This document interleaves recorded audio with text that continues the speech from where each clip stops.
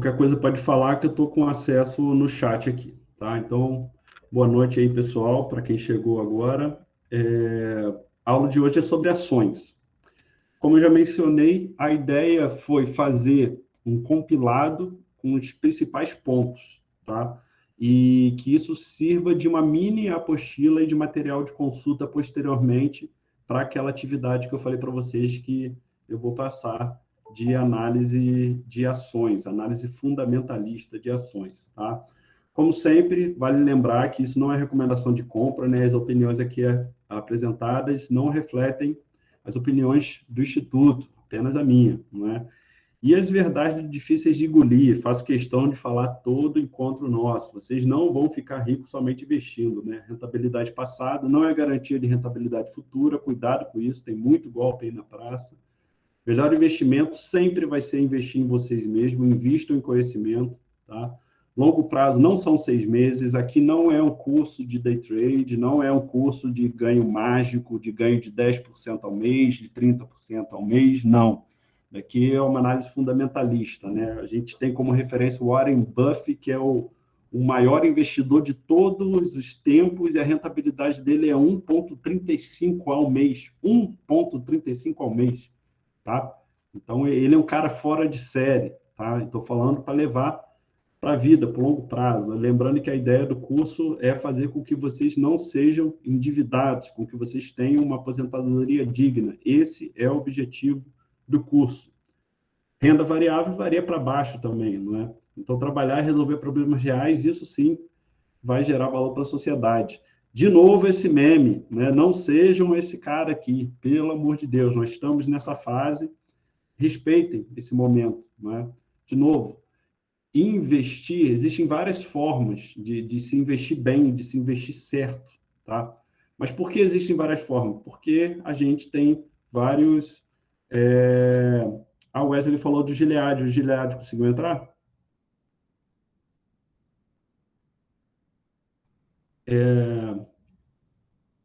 Onde que eu estava? Ah, sim. Cada um tem seu próprio objetivo pessoal, cada um tem seu próprio tempo, tá? Então, cada um vai efetuar aportes de formas distintas, tá? Então, não tem como a gente estabelecer uma fórmula mágica, não há, tá? Então, por isso, o autoconhecimento é muito importante. Grande Gilead, forte abraço, meu amigo. Então, como sempre, recomendação de leitura, não é? Um lá dos questionários de presença aí, o pessoal falou que adora aí as recomendações que eu passo, né? Mas elas são fundamentais. A leitura constante é fundamental, não apenas para o desenvolvimento técnico, né, do teor técnico dos livros, mas principalmente para você se acostumar e aprender ainda mais a focar em ideias, em construção de conhecimento no longo prazo, né? É sempre bom estar com o livro debaixo do braço, ter esse hábito. Aqui, de longe, o meu favorito é O Investidor Inteligente. Ele é um livro muito denso, ele é muito grosso também, tá? Ele não é fácil ler, é um livro de estudo, tá? Mas é o que, para mim, assim, da parte técnica, que mudou muito tecnicamente, foi esse. Tem esse daqui do Siegel também, do Peter Lynch. E esses outros aqui é um pouco mais de mindset. Eles não são tão tecnicistas, tá? Mas esse daqui é a Bíblia no que diz respeito à renda variável, a ações, tá? Então, esse daqui é uma obrigação, né, para o bom investidor, para o investidor de longo prazo, para a análise fundamentalista, que é do Benjamin Graham. Então, eu procurei trazer aqui os principais autores e consagrados por décadas, né? A grande maioria desses livros aqui, eles têm décadas. Então, primeiro ponto, eu não sei aí quem já teve a oportunidade de abrir uma conta na corretora, a primeira coisa que você vai fazer depois, né, de fornecer os documentos é fazer análise do perfil do investidor, tá? Então, eu comecei como um investidor conservador, comecei lá na renda fixa, eu já falei isso para vocês, tá? Eu fiz esse procedimento que eu bato tanto na tecla, que eu falo várias vezes, todas as aulas, eu fiz esse step by step, foi importante, né? Aqui a minha ideia, na verdade, olhando em perspectiva, eu vejo que eu fiquei tempo demais na renda fixa, não é? Eu vi que eu já conhecia, já tinha conhecimento e ficava muito receoso, tá? O que que me faltava? Me faltava um pouco mais de conhecimento técnico. Foi aí que entraram aquelas literaturas que eu já estou antecipando para vocês, né? Eu não tive essa mentoria, né? Então, esse compilado aqui é o famoso skin the game, são os erros e acertos que eu tive ao longo desses últimos anos investindo e que eu falei, poxa, como eu posso compilar, como eu posso fazer um atalho de forma estruturada, de forma responsável e passar para eles, não é? Aqui, gente, a importância de se investir em empresas, né? Vocês lembram que a gente falou muito sobre IPCA, muito sobre inflação, né? Selic, CDI, IGPM, né? Que são indexadores, são os benchmarks do mercado, né? Então, a inflação está aí, ela faz parte de plano de todos os governos, né? A partir do momento que você tem um pouco de inflação, né? E isso significa que a economia está aquecida, né? Você vai ter ali a lei da oferta e da demanda trabalhando a favor do governo, né? Então, você está tendo uma demanda e uma oferta sempre correndo atrás, né? E isso gera uma pequena inflação, uma inflação saudável seria de 1, 2%, tá? Mas agora não, a gente está num contexto pandêmico e as inflações estão acelerando, principalmente devido ao aumento da oferta de moeda no mercado, né? Não somente o real, não somente o nosso Banco Central está imprimindo dinheiro, mas todos os bancos centrais do mundo afora, principalmente o Federal Reserve, lá nos Estados Unidos, e o Banco Central Europeu. Então, estão com a impressora ligada, estão imprimindo, estão cogitando parar de imprimir daqui a pouco, não é? Não, até não. Os Estados Unidos é o principal. Se tem um país que está com a impressora ligada a todo vapor, são eles, né? Então, eles aí, até porque a moeda deles é a mais demandada mundialmente, né? Ainda e dificilmente vai deixar de ser no curto prazo. Mas em algum momento outras moedas deixaram de ser, né? Então vai acontecer em algum momento. Mas o que é importante aqui nessa ilustração? É justamente mostrar como o rendimento da renda do trabalho, né, ele vai diminuindo. Então, essa é a tendência ao longo da vida. Então, como vocês podem ver aqui, a faixa etária, tá? E a renda do trabalho, como ela vai diminuindo. Então, diversificar a fonte de renda, é disso que a gente está falando. Diversificar nisso tudo que a gente está falando, um pouco de renda fixa, fundos imobiliários, ações no Brasil, ações no exterior, fundos imobiliários no exterior também, os REITs, né? Ouro, prata, criptomoeda. Então, ter esse portfólio diversificado que é importante. No início, a renda vindo deles vai ser baixa, mas vai chegar em algum momento, né? Aqui tá, esse momento aqui está sendo normalmente a faixa etária que as pessoas se aposentam, né? Vai depender aí do plano previdenciário de cada um. Você vai ter justamente a renda não oriunda do trabalho ultrapassando aquela renda vinda do trabalho, tá? Então, por isso que é importante entender isso aqui. Esse gráfico é justamente o motivo, ele tem que ser o motivador, né, do porquê vocês estão investindo, tá? Isso aqui, ele é simples, esse gráfico, mas ele deixa muito claro isso. Esses números aqui talvez estejam um pouco defasados, que eu não sei exatamente de quando foi gerado, né, mas é por aí. Tá, então o que é o mercado de ações, né? É que nem uma feira, né? Então, aqui, ó, essa ilustração eu achei bacana, mostrando como é que era nos anos 90, né? Como é que é hoje em dia, tá? Isso para quem vai lá, né? Então, hoje em dia, favoreceu muito o investidor individual. Normalmente, esses daqui são os corretores, né? Justamente aquele pessoal que está gerindo aí milhões, bilhões, não é? Então, normalmente estão atrelados a empresas, a corretoras, grandes corretoras, né? A pessoa física, isso daqui era muito pouco provável você ter uma pessoa física ali, assim como nós aqui, meros mortais, atuando no mercado fracionário, né? Então, repare, aqui para cada rodinha dessas, você tem aqueles principais papéis, né? Por exemplo, Petrobras, Vale, essas empresas mais visadas, né? E aqui no meio você tem como se fosse o juiz que fica ali no centro, e era na gritaria, gente. Então, você imagina, você com um telefone daqueles grandões aqui na orelha, recebendo lá, você corretor, você tem sei lá, 20 clientes, né, que pagam para você fazer corretagem. Então, eles vão mandando ordem pelo telefone, você fala, vai falando preço. E o cara tem que ouvir e ali e ser negociado. E, por exemplo, um cara gritou, eu pago 10, eu pago 10,50, né? O cara ali vai ver justamente isso. Então, a digitalização veio para ficar e até para melhorar, né? Então, você tinha um delay, esse aí, tipo um leilão. É o mercado de ações, é o mercado de qualquer coisa, gente. Imagina você ir para a feira, né, onde normalmente você compra banana, mamão, qualquer outra coisa, só que ali você vai estar comprando papéis, onde você vai virar sócio das empresas. É a mesma coisa, tá? Então, ali atrás da bancada, poderiam estar coisas falando, não, mas essa empresa vai acontecer e tal. Ali não pode porque é um ambiente formal, né? Senão você estaria aí fazendo indicações, né? Fazendo recomendações de compra. Isso não pode. Mas ali acaba acontecendo, não é? Então, lá, o mercado de ações é um ambiente no qual as empresas de capital aberto negociam frações de seu patrimônio, né? Então, é aí que é a ideia. A ideia é nós nos tornarmos acionistas. Essa ideia de se tornar acionista é se tornar sócio, tá? Em geral, as operações de compra e venda acontecem na bolsa de valores, mas também pode ocorrer no mercado de balcão, como está sendo aqui, mercado de balcão. Aí vi até da onde eu tirei essa reportagem, né? Era uma bagunça, mas uma bagunça organizada, né?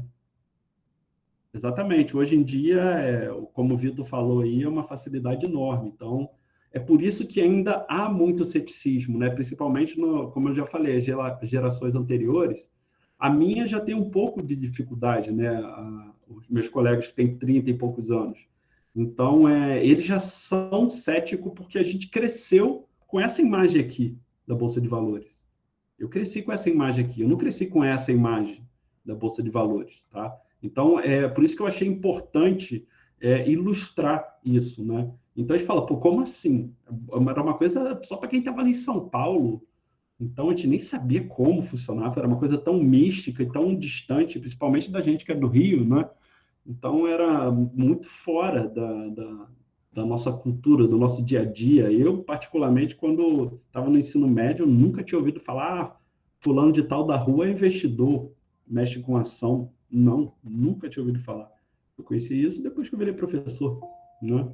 Então, para vocês verem, né, como 10, 15 anos muda completamente o mercado, né? Então, é com essa mentalidade que a gente tem que pensar. 10, 15 anos muda muito o mercado. Então, como vai ser daqui para frente?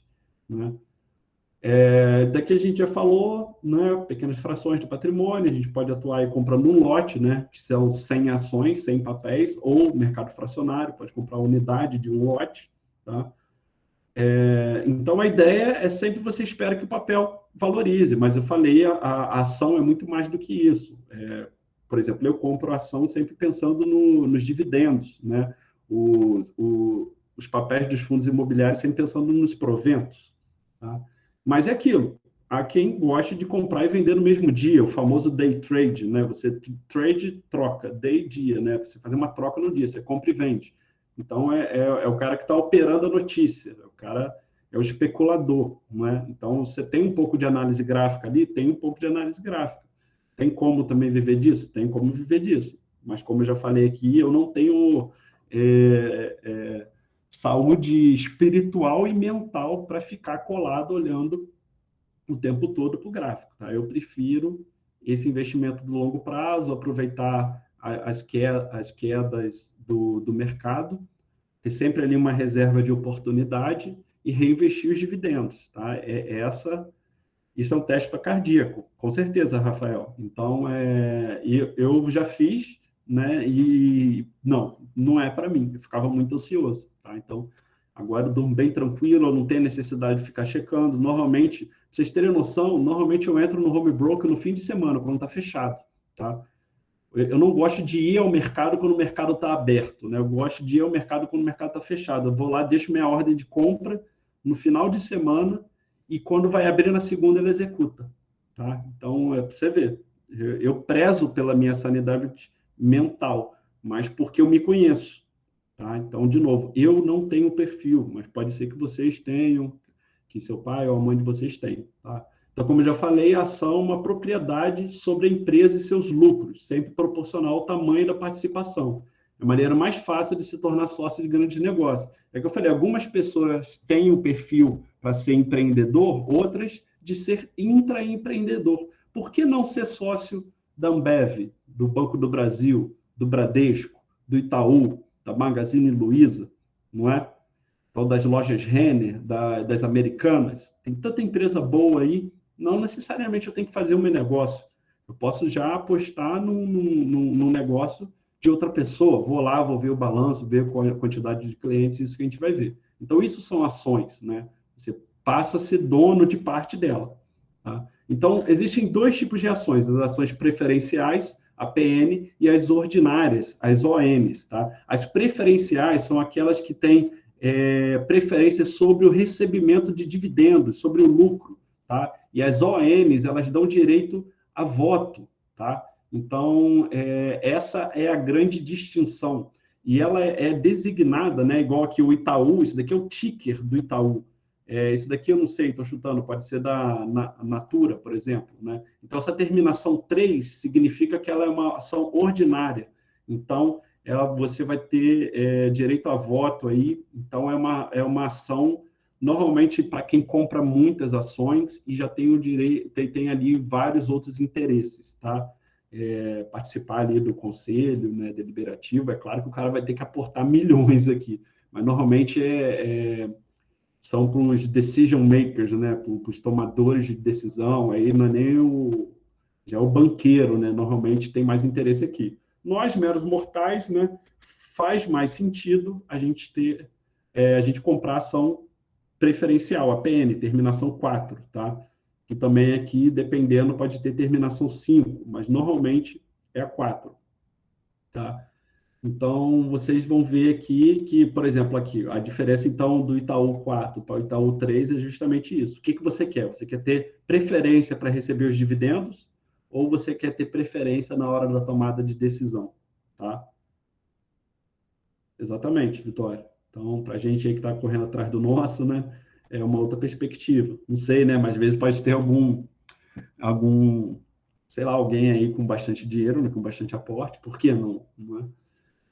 Então, vamos lá, por que as empresas abrem seu capital? Pô, por que elas não continuam totalmente privadas, né? Por que elas fazem o IPO, né, que é o Initial Public Offer, essa oferta pública inicial? Por que elas abrem o capital? Por que elas querem gente se intrometendo, né? Porque elas permitem alguém comprar uma ação ali ordinária para ter direito, né, a voto. Então, você imagina, você está trazendo mais pessoas para a sua problemática, que já é uma empresa. Imagina uma empresa aí do porte da Vale do Rio Doce, não é? Então, para quê? Elas querem financiar o crescimento, tá? Então, é uma forma mais interessante de você conseguir isso. E você vai obter parceiros para o risco e para o lucro, tá? Então, você vai conquistar novos sócios, tá? Então, a gente está tendo várias empresas aí que estão indo para o IPO, né? A Van estava cogitando, o Nubank está cogitando ir lá nos Estados Unidos.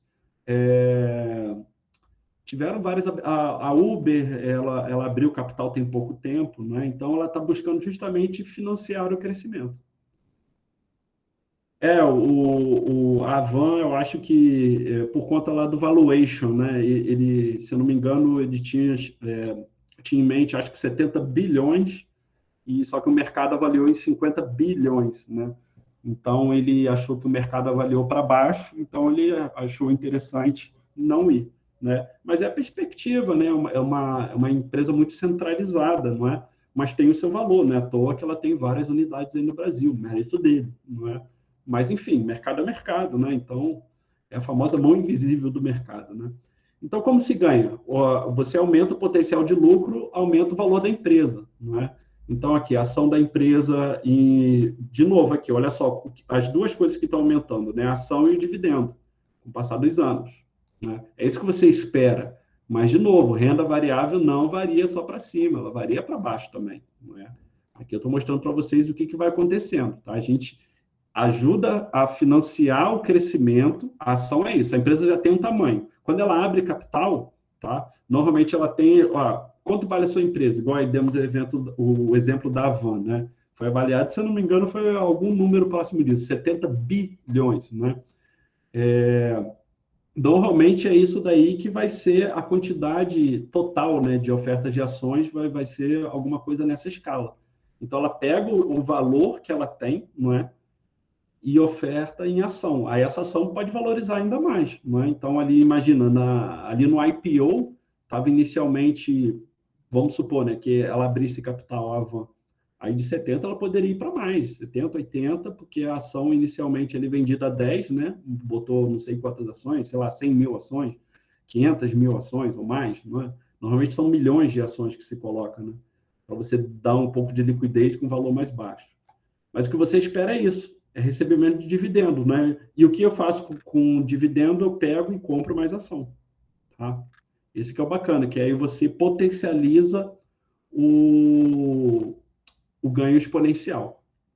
Como eu já falei, o que é ser acionista, né? É o mesmo que ser sócio da empresa. Então você tem que estar interessado pela quantidade de clientes que está entrando, pelo valor da dívida, pela frota de veículos, pela quantidade de unidades que estão sendo instaladas. Aí vai depender do modelo do negócio, né? Então, grupos no WhatsApp, no Telegram, tem vários, gente, vários. Só jogar no Google, se vocês têm interesse em alguma empresa, Google lá, grupo, Telegram, normalmente é mais fácil entrar, né? Se bem que o WhatsApp está facilitando bastante. Então, vocês entram, vão conversando. Eu entrei em vários grupos no início, né? Hoje em dia eu não acompanho mais tanto, né? Eu tenho foco só em uma coisa ou outra, mas no início eu queria fazer uma imersão, né? Então eu queria estar lendo livro, meu WhatsApp, meu Telegram cheio de grupo. Então eu queria ver várias opiniões, queria entender isso daí. Então é uma coisa que eu recomendo, faça essa imersão para vocês entenderem do que se trata, tá? E eu comecei sempre por produtos ao meu redor, que faziam parte do meu dia a dia, né? Eu fui buscar essas empresas que me cercam aí no café da manhã, no almoço, em casa. Então, marcas que eu falei que eu sei que existem desde que eu me entendo por gente, tá? Enfim, isso é ser um acionista. Esses são os principais pontos, tá? E como eu falei para vocês, ó, o que é interessante, né? Primeiro, recebimento de dividendo. Segundo, juros sobre capital próprio, tá? Vai depender. Normalmente, quando a empresa pode pagar dois, vai depender como está sendo o ano da empresa. Você pode receber também bonificação, que é distribuição gratuita de novas ações. Às vezes, a empresa, ao invés de pagar dividendo, ela te paga com novas ações, né? Ou direito à subscrição, também isso aqui é interessante, aconteceu comigo. Ela oferta primeiro ações para os acionistas, né, para depois ir para a Bolsa de Valores. Então, você já compra com um preço fixo, ele não fica variando, você ganha direito à subscrição. Isso aqui é interessante também, tá? Normalmente, quando isso acontece, pelo menos das vezes que aconteceu comigo, todas eu comprei um pouco ali no direito de subscrição, aí quando foi para a Bolsa de Valores, né, para o mercado aberto, aí quem não era acionista, né, deu acesso a quem não era acionista, as ações subiram, então é interessante, tá? Então tem vários outros benefícios para além da ação, do papel, é isso que eu quero mostrar para vocês. A ação é a ponta do iceberg, a valorização da ação, aquilo que normalmente passa no noticiário, tá? No noticiário de canal aberto, eu nunca vi falando sobre isso daí, falando da forma como fala de ação, né? Então, essa profundidade no assunto, que é que vocês têm que mensurar. Isso daqui, para mim, é o que interessa, não o valor do papel, tá? Principalmente para aquelas ações que você tem interesse em levar aí por décadas, na verdade, normalmente é interessante quando a empresa está com os fundamentos em dias, com fundamentos sólidos, é interessante quando o papel desvaloriza, para você comprar mais, para você receber ainda mais dividendos, né? Aquele exemplo que eu falei para vocês, se vocês têm aí, sei lá, um iPhone 12, o preço dele é 10 mil, você vê o mesmo produto sem defeito nenhum, com a mesma qualidade, saindo a 5 mil, não é uma oportunidade? Não é um desconto? Não é? Usem essa mesma lógica para ação. Se a empresa não perder os fundamentos, qualquer operador de notícia aí com grande capital, né, acabou jogando lá para baixo, porque a gente tem muita gente que não é do Brasil atuando na Bolsa de Valores. Isso é um mercado que globalizou muito. Então, tem muita gente que não entende Brasil, vê a notícia lá fora de uma forma equivocada e vende. Só que o cara que está vendendo milhões, né? Então, ele aumenta a oferta de ações no mercado e o que acaba acontecendo com o preço indo lá embaixo, tá? Então, são oportunidades no mercado. É aí que você tem que pegar a reserva de oportunidade. Você fala, opa, você olha lá, aconteceu alguma coisa com essa empresa? Não, não aconteceu. Então, oportunidade de compra, tá? Exatamente. O Vitor está falando ali. Meu pai sempre fala isso. Quando a ação cai, ele fica mais feliz porque vai comprar mais. Exatamente, porque ele já fez o dever de casa. Ele sabe dos fundamentos da empresa. Ele está acompanhando os fundamentos, tá? Não o preço do papel, tá? Então, quando ele vê ali, ó, a empresa já está sondando aqui adquirir uma outra empresa. Então, já está lá na notícia de bastidor, tá? Normalmente você recebe no e-mail, ó, estamos negociando com a empresa tal, vamos comprar, às vezes vai comprar o concorrente. Normalmente, quem é acionista fica sabendo um pouco antes. Aí vai, acontece, sei lá, qualquer coisa aí que joga o preço lá para baixo, né?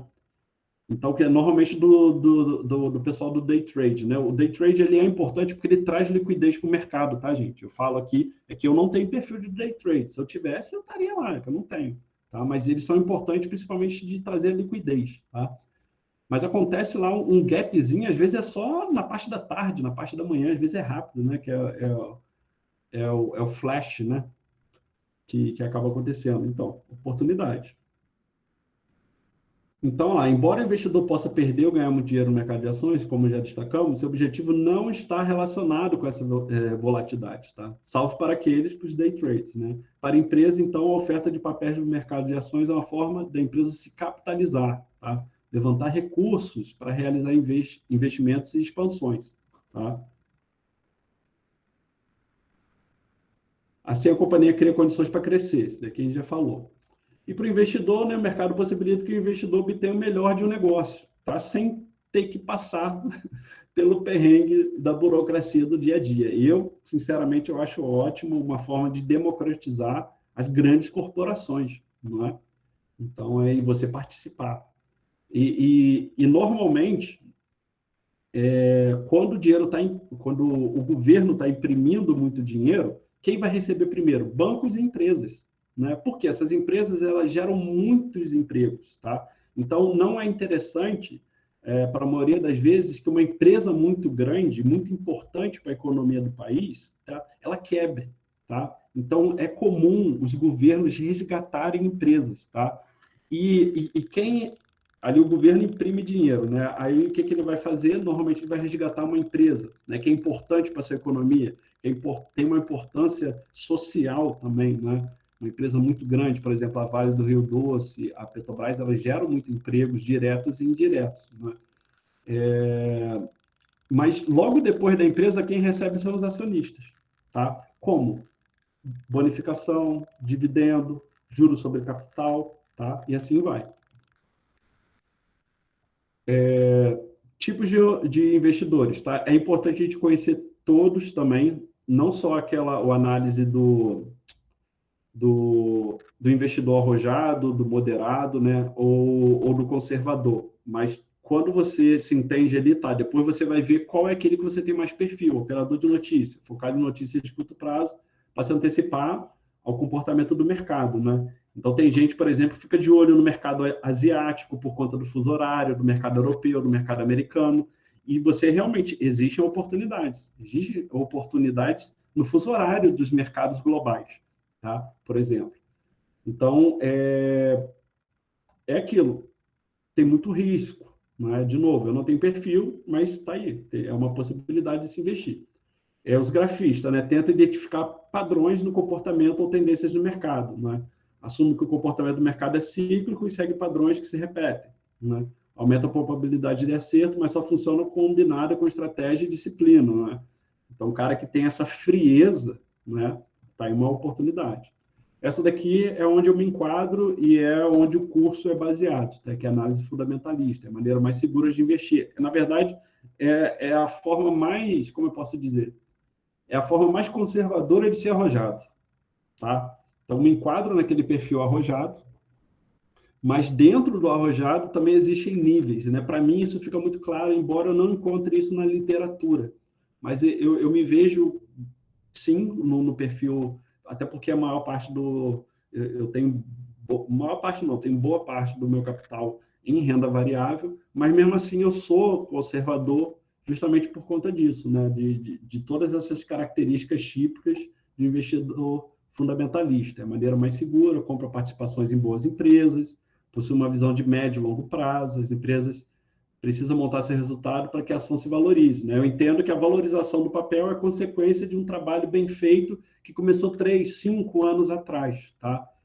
Então, é isso que eu olho. Ah, quer dizer que então que você não vende? Não, é claro que eu vendo uma oportunidade, eu vendo, né? Às vezes que eu vendi, normalmente porque eu vi uma oportunidade melhor ainda, tá? Uma análise fundamentalista ainda melhor, tá? Muitas das vezes do concorrente. Então, estou preocupado com os fundamentos da empresa, de acordo com o desempenho e tal, foco ter grandes retornos no longo prazo. Aí tem alguns indicadores de preço justo, eu já falei, normalmente aí até 10 é interessante o preço justo da ação em relação ao patrimônio da empresa, tá? Mais do que isso, eu considero que está muito esticada, né? Por exemplo, ações da Tesla, da Amazon, né? Essas aí que são muito visadas globalmente e ainda não pagam dividendos, né? Por exemplo, daí foi interessante para quem enxergou lá atrás, né? Mas sim, continua tendo oportunidade. Processos complexos de valuation, análise de concorrência, né? É importante a gente ver, né? Uma outra empresa, por exemplo, do setor de bebidas aqui, que é muito forte aqui no Brasil, a Ambev, né? Ela tem um market share muito interessante, né? No mercado, assim, ela é muito bem posicionada, né? Então, aí eu vejo, na verdade, ali é uma empresa consolidada que não tem grandes chances de valorizar 10, 20, 30 vezes, mas você vê que é seguro, principalmente porque a concorrência não demonstra, né, força para ficar ainda maior do que a Ambev. Né? Então, é um exemplo de uma empresa com indicadores interessantes. Tá? Então, coisas que eu vejo, lucro, a dívida, tá? Todos esses termos aqui a gente vai ver. A dívida, principalmente, uma dívida controlada é muito importante. Tá? Empresas muito endividadas é complicado. Tá? São as growth stocks, né? As empresas de crescimento, mas, enfim, se for investir nelas, é melhor que não seja a maior parte da carteira de vocês. É isso. Então, é uma das chaves para investidor com sucesso, concentre-se nas empresas, não nas ações. Eu diria Peter Lynch, aquele cara que eu mostrei lá para vocês. Então, aqui é basicamente essa distinção, o compilado de tudo que eu falei para vocês, do fundamentalista para o técnico. Tá? Então, aqui o Warren Buffett é esse velhinho simpático aí, que eu falei para vocês. Ele é considerado o maior investidor do mundo, né? Por mais de 10 anos foi a segunda maior fortuna do planeta, tá? Agora ele está perdendo aí para o Elon Musk, para o Jeff Bezos, para o Mark Zuckerberg, não sei se já passou ele também, mas ele teve retornos assim incríveis, né? Então, um retorno médio aí de 31% ao ano, enfim, mas se for botar toda a vida dele, né, a média é 1,35 ao mês, tá? Mas aí depende. Tiveram anos assim que ele conseguiu superar, né? Foi ele que é um dos grandes, assim, uma das grandes referências, tá? Para análise fundamentalista, né? Então, aqui, ele falou, se o presidente do Fed me confidenciasse, né, qual seria a sua política monetária para os próximos 2 anos, não mudaria em nada o que eu faço, né? Então, é isso daí, o Vitor falando, ganha com a Tesla, queima com a SpaceX, né? E com os Bitcoin que ele botou no caixa também, né? Então, é uma questão, um cara interessante de seguir, tem vários perfis aí no Instagram e no Twitter que replicam muito da mentalidade dele. Então, mas é tudo que eu já falei, eu só botei aqui porque é importante mostrar a figura do Warren Buffett, que ele é uma referência global, né? Gente, gestão do risco, é o que eu falei para vocês, cara. A partir do momento que a gente está vivendo, a gente está gerindo uma série de riscos, né? A todo momento. Quando a gente está dirigindo, tem uma série de riscos. Quando a gente está andando de bicicleta, quando a gente está no mar, não é à toa que acontecem acidentes graves. Tá? Então, o risco ele está por toda parte. E no mercado financeiro não é diferente. O que a gente tem que ter noção é de quais riscos nós estamos expostos e como a gente pode se proteger deles. Tá? Então, risco 1. Uma das empresas pode quebrar, escolher boas empresas. Por isso que é importante você ter um time de empresas, tá? sempre acontece uma sazonalidade. Ninguém estava prevendo, por exemplo, uma pandemia global agora, não é? Então, tiveram empresas que simplesmente não aguentaram, né? Mas tiveram outros mercados que conseguiram alcançar uma lucratividade ainda maior, né? As farmacêuticas, não é? Tiveram vários mercados que foram potencializados por isso. Risco 2, né? Precisar do dinheiro com o mercado em baixa. Isso daí é muito grave, gente. Você botar um dinheiro ali que você pode precisar logo ali na frente, tá? Então, não façam isso, tá? Se você botar ali, às vezes você tá ali o dia a dia, né? O dinheiro certinho para pagar as contas, aí você tira, caramba, eu vou investir aqui um pouquinho, mas já sabendo que não vai dar para fechar as contas do mês, tá? Não façam isso, tá? Só coloquem aquilo que... Pense assim, ó, se for a zero, não vai mudar nada a minha vida. Não vou deixar de pagar o aluguel, pagar a luz, pagar as coisas, tá? Então, por isso que é importante diversificar também. E não usar dinheiro do caixa doméstico. Uma das empresas pode ter um prejuízo, tá? Mas esse prejuízo ele pode ser temporário, pode ser uma condição adversa. Esse prejuízo que ela teve ali pode jogar o preço do papel lá para baixo, pode ser uma oportunidade, depende do quanto você se aprofundou no dever de casa, tá?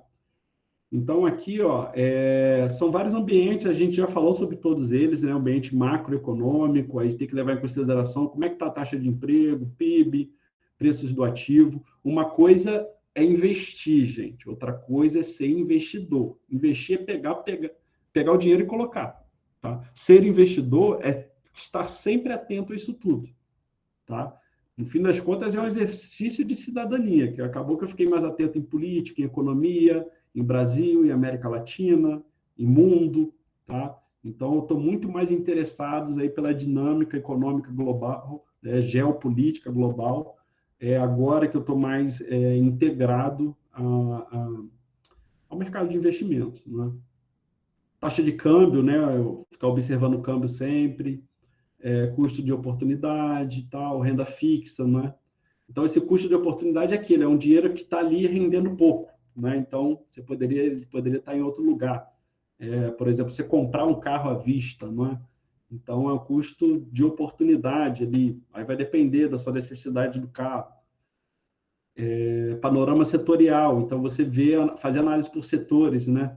Então, uma coisa é você investir no agronegócio, outra empresa de tecnologia, empresa de construção, né? Cada mercado tem os seus benchmarks, seus indexadores. É importante a gente entender um pouco disso.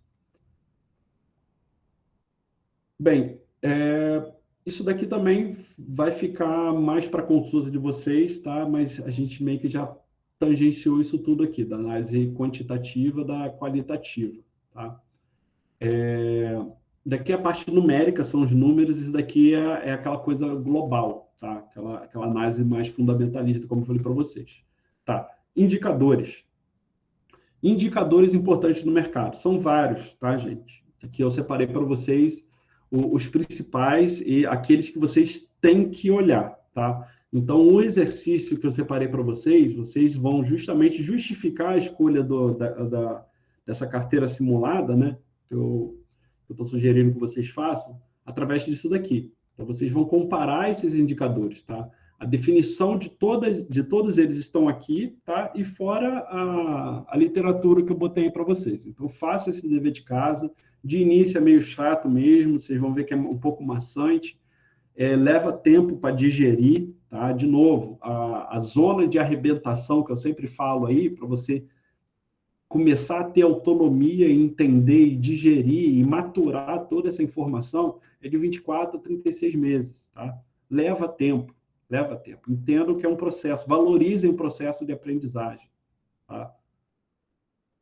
Então, aqui, preço-lucro, dividendo yield, preço, valor patrimonial da ação, né? O preço da ação sobre o valor patrimonial delas. Então, tem vários indicadores aqui. Então, eu botei aqui alguns, me aprofundei nos principais aqui, mas já com a ideia de deixar como material de consulta, né? Então, é um índice que revela o preço de mercado de uma ação naquele momento, sua cotação dividido pelo lucro por ação nos últimos 12 meses, tá? Então, olha lá, em outras palavras, ele mostra quanto que os investidores estão dispostos a pagar a R$ 1 de lucro que a empresa tiver, né? Então, quanto menor o valor desse índice, quando comparados a outras ações, melhor. Tá? Então, é interessante que ele seja baixo. Tá? Acho que eu botei aqui, olha aqui, aquele que eu te falo para vocês. Normalmente, aqui eu compro nesse patamar. Tá? O 11 aqui seria o patamar de equilíbrio. Tá? E quando você vê a cotação da ação dividido pelo lucro da ação, né?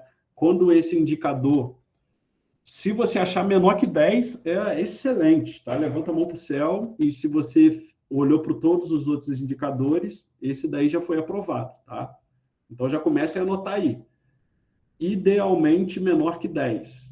Nesse range aqui, é tolerável, mas vai depender principalmente dos outros indicadores, tá? Mas, como todo indicador, ele tem limitação. Não existe indicador que faça milagre, tá, gente? É sempre um combinado de indicadores. Então, embora o preço-lucro seja muito eficiente para comparações do mesmo setor, tá? Ele não funciona bem para comparar empresas de setores diferentes, tá? Não compare, por exemplo, o Itaú com a Ambev, tá? São setores diferentes, são fluxos de caixas diferentes, tá? Então, você tem que comparar banco com banco, tá? Tem que comparar seguradora com seguradora, empresa de saneamento com saneamento, empresa de eletricidade com empresa de eletricidade. É esse tipo de comparação que você faz, por setor. Pô, aí, ó, comparar Facebook com o Embraer, como o Vitor está falando, não tem como, tá? É bem distinto. Aqui eu dei vários outros exemplos também, tá? Olha lá, indicador com tempo de recuperação, tá? Seja uma ação, uma cotação de 10 e o lucro da ação de 1, né? Então, o PL será 10 sobre 1, será igual a 10, tá? Então, ó, o capital será recuperado em 10 anos, tá? Se ela mantiver isso daí. Mas aí você vê o histórico dela, né? Como é que vem o PL ao longo do tempo, né? Tem alguns sites que mostram isso.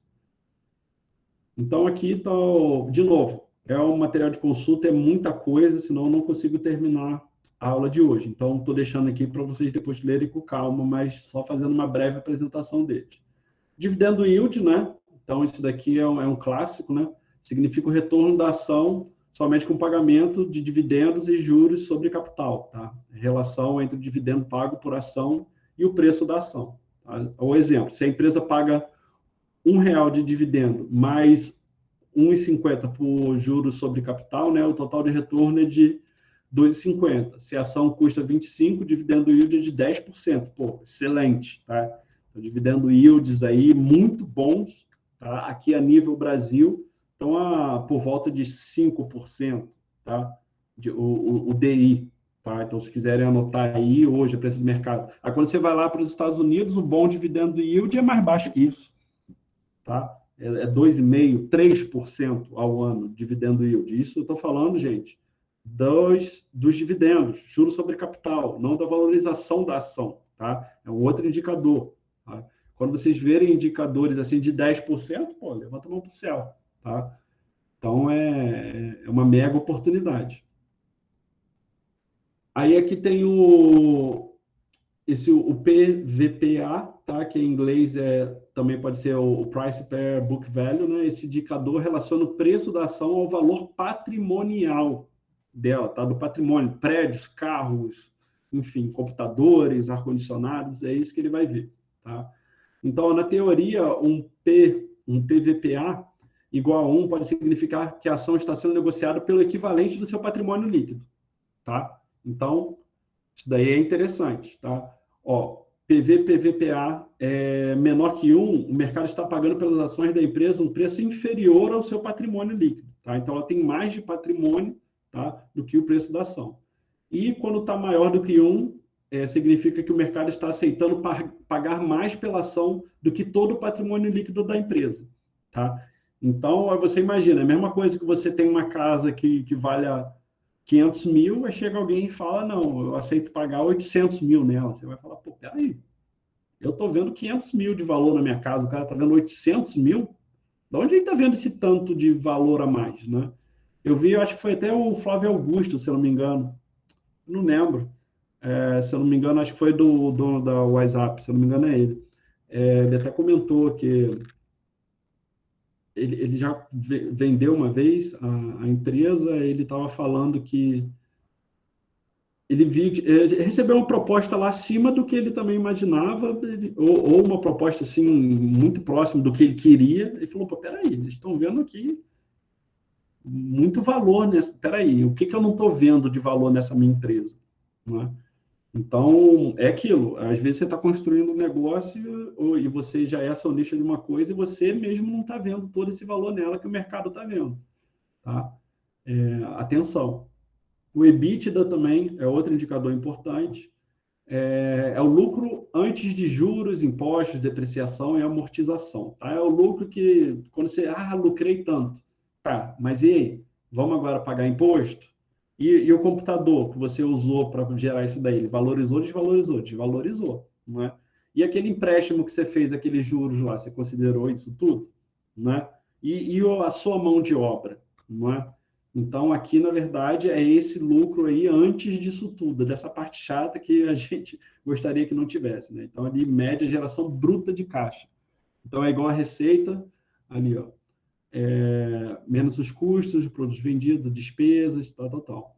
Não sinaliza se houve lucro ou prejuízo, mas se a operação se você teve um superávit ou um déficit, né? Dela. Então, ele está dizendo ali se você consegue operar, né? Bem. Então, você espera que o EBITDA tenha valores altos. Tá? Então, essa foi os primeiros indicadores. Tá, gente? Então, eu já dei para vocês alguns valores aqui, o EBITDA, o PVPA, o dividendo yield e o PL. Tá? Então, já dei alguns números, é importante vocês já terem noção daquilo dali. Então, passou pelo primeiro filtro, tá? A gente vai agora para um segundo filtro, que são de indicadores financeiros mais importantes em uma análise, tá? Aí a saúde financeira. Vamos ver esse conselho, né, essa presidência, essas pessoas estão gerindo a empresa bem. Então, aqui o ROI elevado é interessante. Normalmente, bons ROI estão em torno de 20 e poucos por cento. Significa, por exemplo, eu dou 100 mil para a Amanda, sei lá, para a Amanda vender camarão na praia, e dou 100 mil para o Vitor. Aí, uma semana, tá? Aí estão ali vendendo, bababá. Aí a Amanda volta com 120 mil, né? E o Vitor volta com 125 mil, né? Ou seja, ele teve um ROI de 25%, tá? E a Amanda de 20%. Ou seja, com o mesmo dinheiro, com a mesma atividade, com o mesmo serviço, né? Ele conseguiu gerar mais valor ali com o mesmo dinheiro, tá? Às vezes ele pode ter vendido, por exemplo, o camarão mais caro, tá? Então, é isso. Você conseguiu agregar mais valor ao seu negócio com a mesma quantidade de dinheiro, né? Então, mais ou menos por aí, tá? Essa ideia de retorno sobre investimento, que é o equity, né? Você tem o mesmo produto, mas você vai agregando tanto valor, vai valorizando o passe. É que nem um jogador, né? Vamos pegar um que todo mundo conhece aí, que é o Neymar, né? Então, você pega o Neymar do Santos e o Neymar do Paris Saint-Germain, né? Então, aí o CR7, eu sou do time do Messi, eu prefiro o futebol do Messi. Porque eu vi ele jogar e não vi o CR7 jogar. Se tivesse visto o CR7, não sei. Mas o Messi é bem maior, 1000 vezes maior. Mas, voltando ao exemplo do Neymar, não é você ver, vamos botar aí como jogador, né? Como um prestador de serviço, né? Então, olha só o quanto que ele agregou a imagem dele mundialmente, não é? Então, o retorno sobre o investimento está muito maior, né? Então, é isso que a gente tem que ver. Olha o quanto de coisas ele foi agregando, não somente ao futebol, mas à publicidade e várias outras coisas, não é? Então, o The Rock, né, também é um outro exemplo aí já fora do país, é um cara que vem agregando cada vez mais valor à sua imagem, né? Estou dando alguns exemplos assim mais fáceis de entender. Agora imagine uma empresa, né? Uma Magazine Luiza, uma Amazon, Mercado Livre, né? Então, o Nubank. Então, são empresas que estão virando sinônimos de qualidade, não é? Então, é que nem a empresa Bombril, na verdade, virou tão sinônimo de qualidade que o pessoal deixou de chamar de esponja de aço, não é? Então, esse tipo de empresa que você tem que ver, aquela empresa que realmente ela ressignificou o mercado, tá? Os tokens aí, eu vi que o Messi vai receber parte em criptomoeda, né? Isso é muito bom para a comunidade. É muito bom. Aqui outras coisas, gente. De novo, eu não vou falar sobre tudo, tá tudo aqui, é dever de casa, vocês têm que ler, reler, exercitar, tá? Vou passar um pouco batido sobre ela, mas eu olho muito aqui para dívida, vejo o controle de dívida, tá? Então, normalmente eu vejo a geração de caixa, de lucro, tá? Procurem ver, ele está sempre andando acima da dívida. Tem alguns sites que mostram isso, tá? Depois eu vou passar para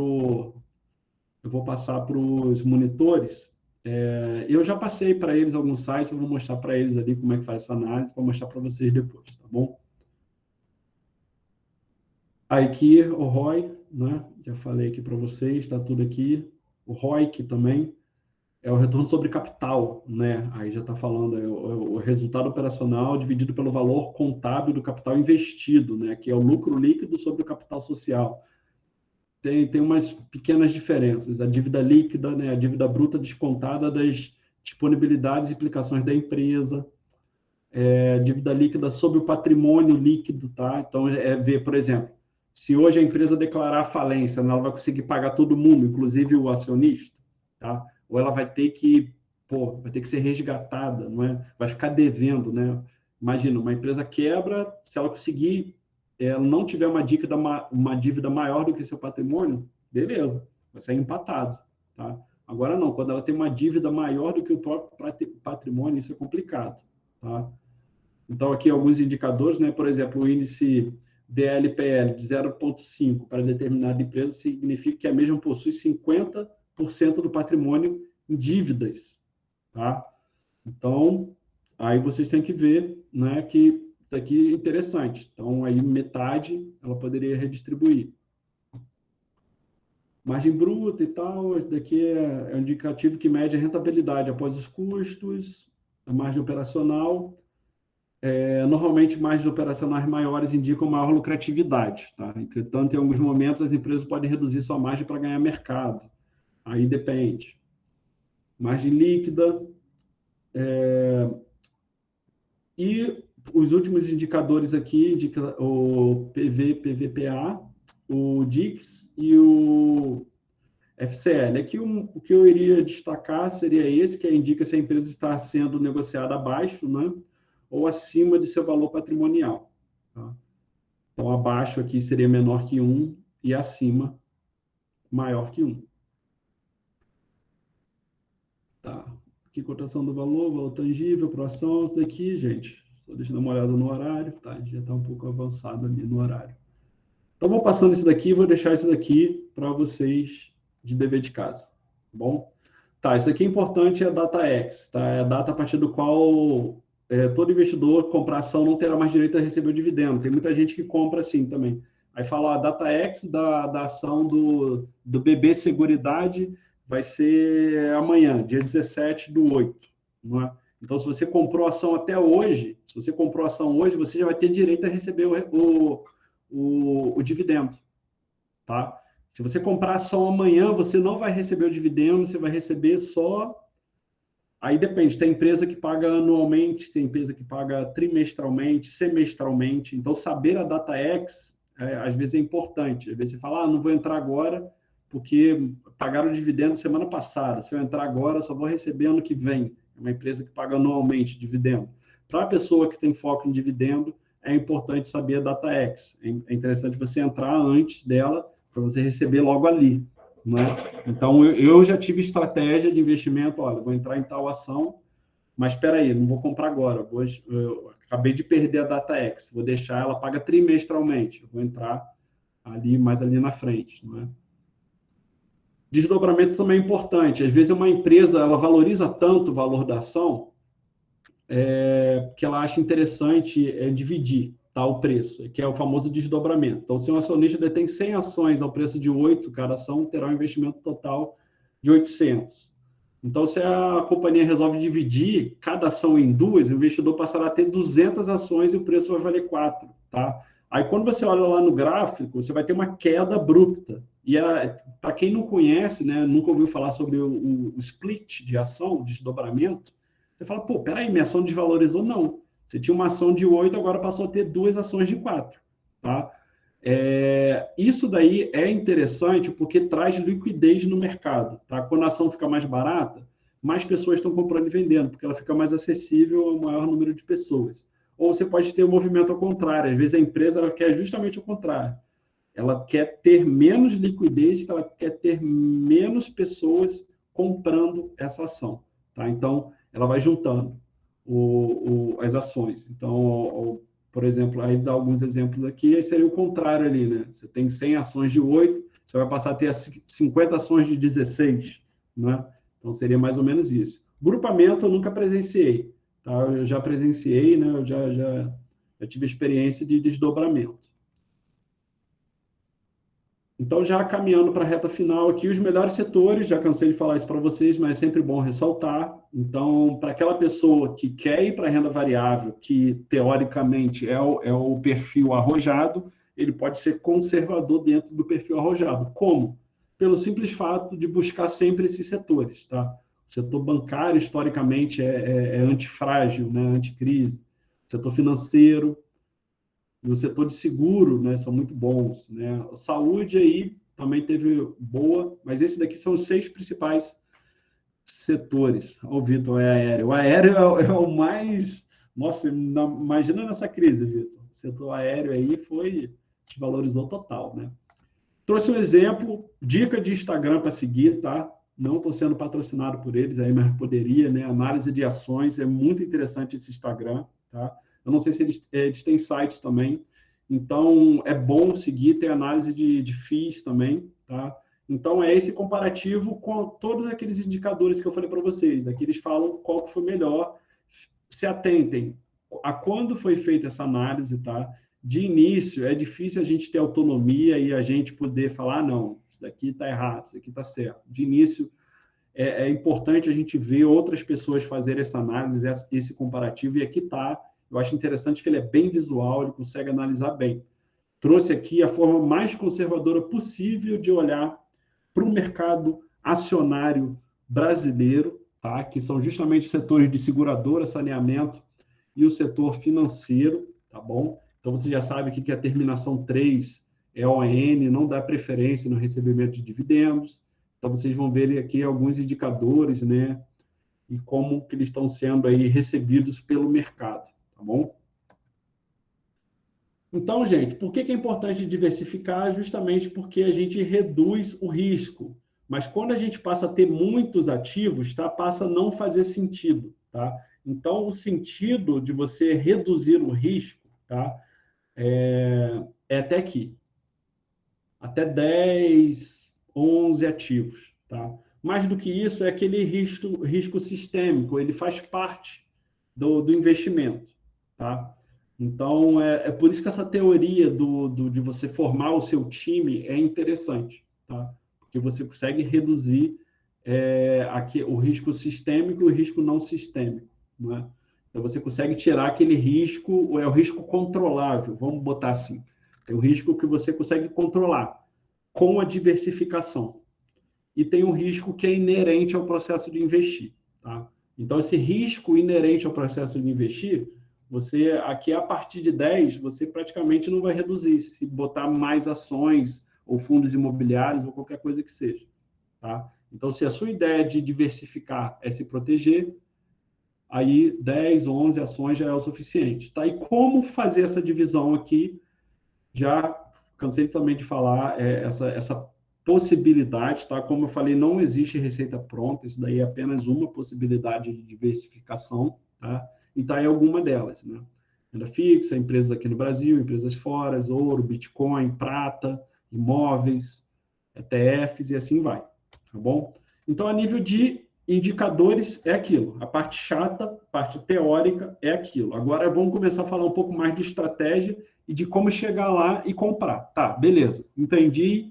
Vou olhar os indicadores e vou montar minha carteira simulada lá naqueles aplicativos que eu passei para vocês, né? Então, como a gente faz? Tem que ter uma conta no banco, tem que ter uma conta na corretora, tá?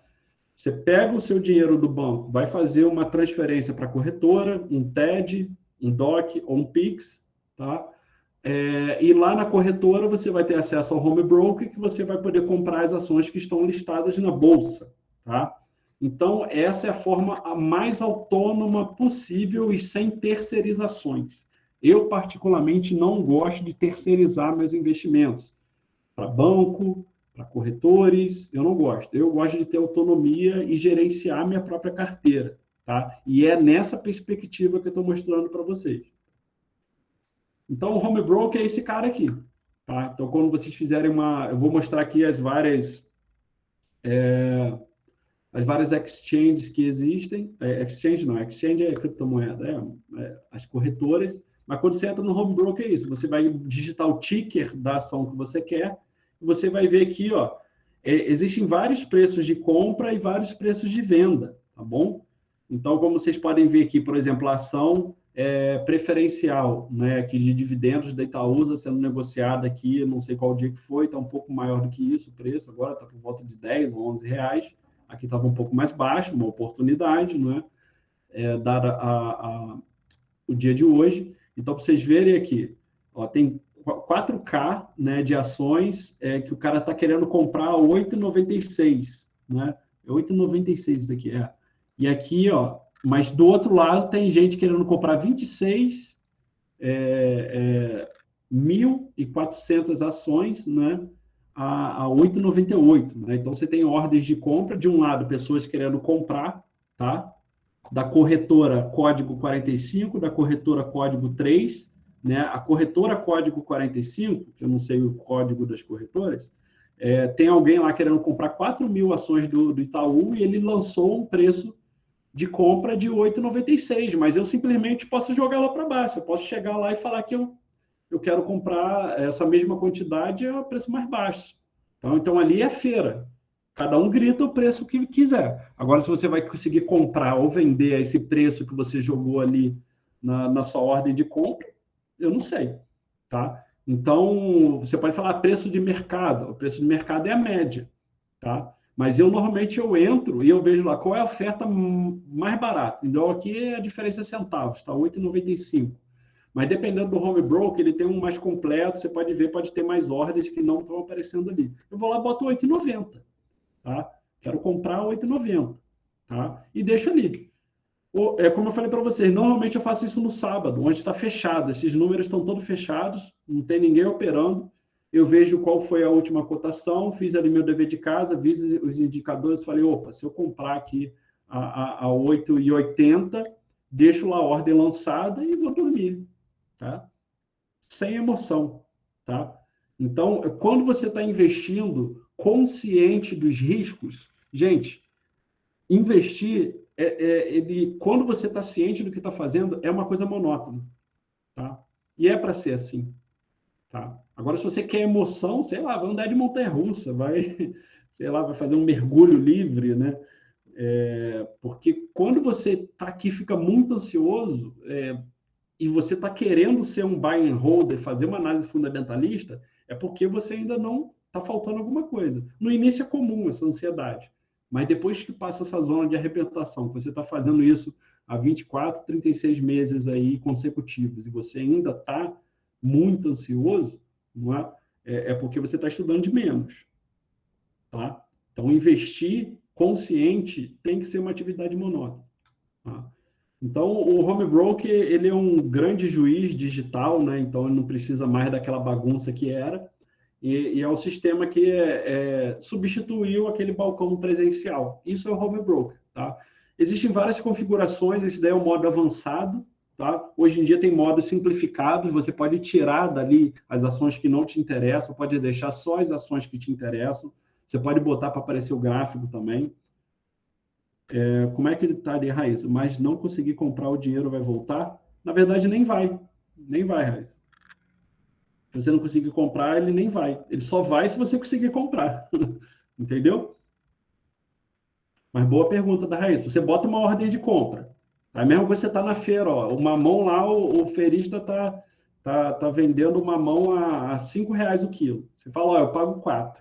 Aí ele vai, pega e te ignora. Isso está no início da feira. Às vezes, no final da feira, você consegue fazer esse negócio a 4. Não é? Tá lá, só ordem de compra. Né? Vamos supor que se existisse um home broker para uma feira de frutas, né, e legumes. tá? Você está deixando lá, no final da feira você pode conseguir isso daí. Pode acontecer alguma coisa à tarde que de manhã ninguém previa, tá? Então lembrem que se de um lado você está comprando, tem alguém do outro lado vendendo. Esse cara que está vendendo, será que ele é fundamentalista? Se ele for fundamentalista, ele está vendo um valor que você não está vendo. Mas se ele for operador de notícias, se ele for trader, ele está interessado ali no dia, no horário comercial. Então ele está querendo isso mesmo, tá? Então ele está chamando para o jogo, né? Eu particularmente, eu não gosto de home broker, eu não gosto de mercado acionário. Eu gosto das ações, dos fundamentos das empresas. Mas eu só tenho acesso às ações se eu entrar aqui na feira. Mas é como eu falei, eu entro quando a feira está fechada. Deixo lá minhas ordens de compra porque eu já fiz o dever de casa, tá? Tá bom, tudo bem, Vitor. Então, aqui, beleza, quais corretoras, né? Isso daí está um pouco desatualizado, se eu não me engano, a Isinvest agora está zerada para tudo, tá? E daqui se não são todas, são quase todas, acho que tem as principais corretoras que vocês têm aqui no Brasil. Para Tesouro, né? Tá todo mundo aqui zerado, tá?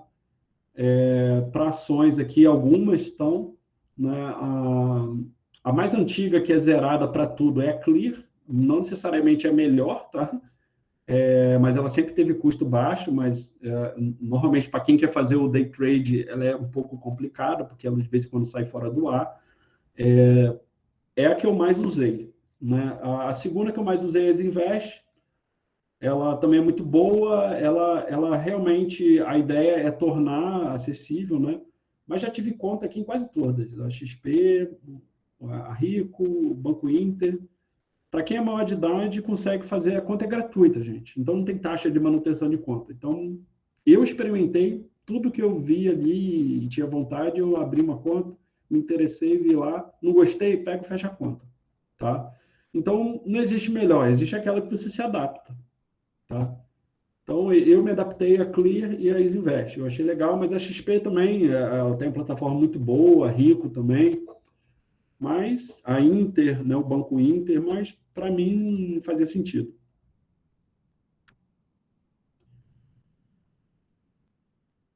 Eu gosto da Clear porque ela é isso, ela é clear, ela é simplista, não tem nada prendendo a minha atenção, tá? As Invest, o Inter, o Rico, a XP, tem muita informação. Aí, enfim, mas depende, tem gente que gosta. Daí não tem melhor ou pior. Aqui está falando de bancos, né? Você tem o Nubank, o Neon, o Inter, o Agibank. Então, aí você tem que ver. Porque se vocês estão começando agora, estão investindo, pô, R$ 30, R$ 50, é importante vocês verem a pegar aquela que é sem anuidade, que tem emite boleto limitado. Você tem que ver aquelas que você tem que eliminar centavos, tá? Agora, para o grande investidor, aquele cara, todo mês eu boto 5 mil, 10 mil, estou investindo, né? Ou para o maior, mega investidor, né? Estou botando 100 mil. Então, para o cara, isso daí não vai mudar. Pô, 4,99, 2,60, não vai mudar. Mas para nós, meros mortais, é interessante a gente ver qual que oferece as melhores taxas aí, tá? Então, aí um compilado, não são todos, mas são os principais. Você tem até mais banco aí na praça, eu não coloquei todos aqui, tá? Isso, Amanda, funciona como banco e corretora, tá? Para investir no exterior, tem outras, mas eu nunca usei. Eu coloquei aqui as duas que eu já usei, que eu sei que são tranquilas, a Avenue e a Passfolio. A vantagem da Passfolio é que tem criptomoedas, eu acho interessante.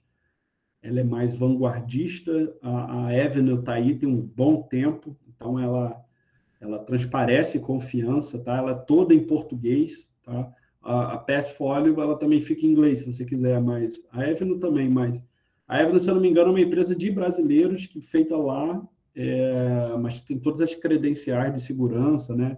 E o tempo a seu favor. A Passfolio, se eu não me engano, ela acho que é estrangeira e está explorando aqui o mercado, mas eu também gosto dela, tá? Eu acho assim ela tem mais a ver com essa economia disruptiva que as criptomoedas estão trazendo.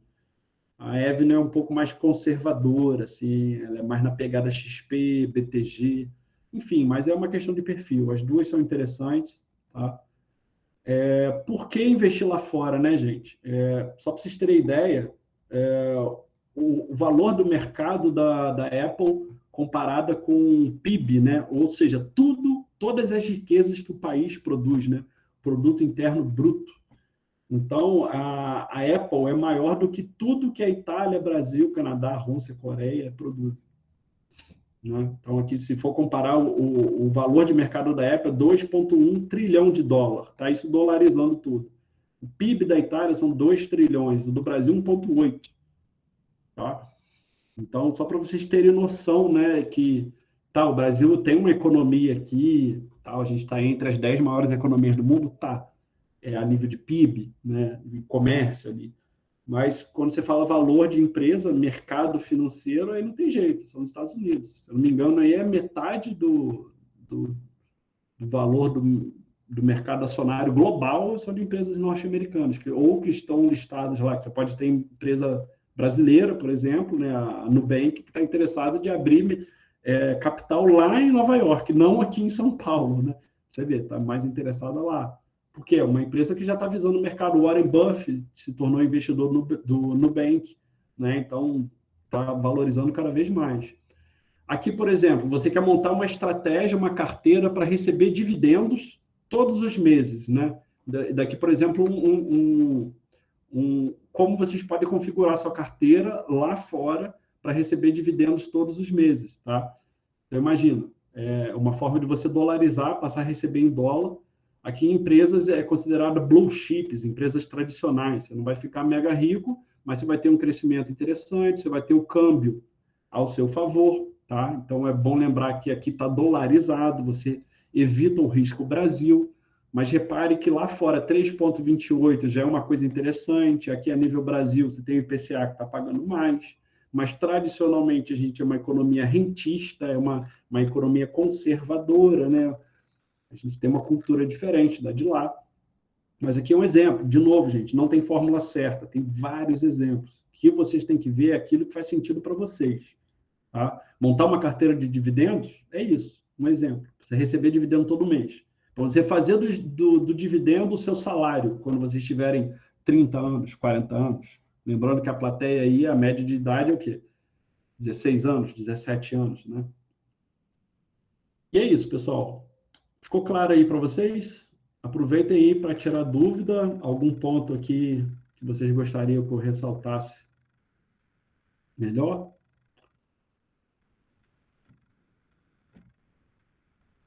Ficou clara a importância da diversificação, da análise de indicadores, de investir fora do Brasil, os porquês, não é? Ficou claro para todos vocês isso daí? Ótimo. Então é isso. Vou parar aqui a gravação.